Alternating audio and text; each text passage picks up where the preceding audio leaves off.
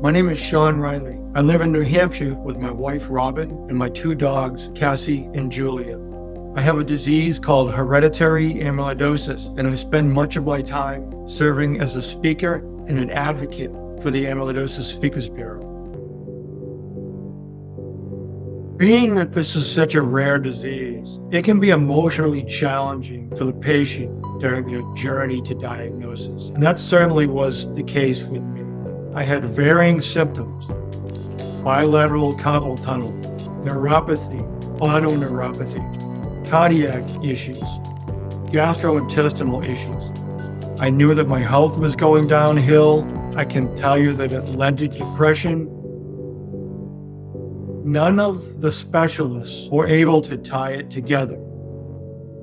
I made a career decision to pursue an opportunity over in Abu Dhabi. This was about 5 to 6 years after the initial onset of symptoms.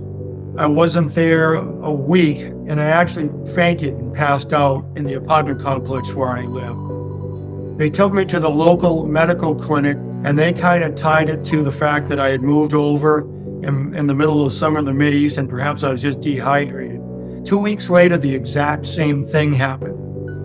This time, the doctor said to me, maybe there's something more going on here. He ultimately compared notes with one of his colleagues back in the United States. Perhaps he has this rare disease called amyloidosis.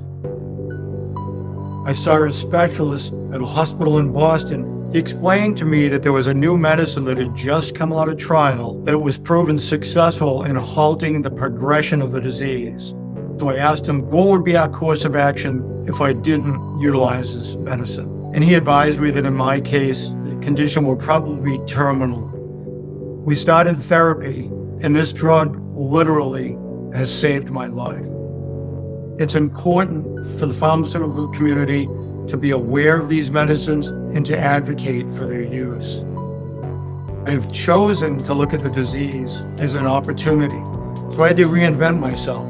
That I was fortunate that I have a science background, and I'm perhaps able to understand this disease more so than the average lay person. And that's what I do through the Amyloidosis Speaker Bureau. I go to hospitals and educate medical students on the disease. So I feel like the luckiest person in the world.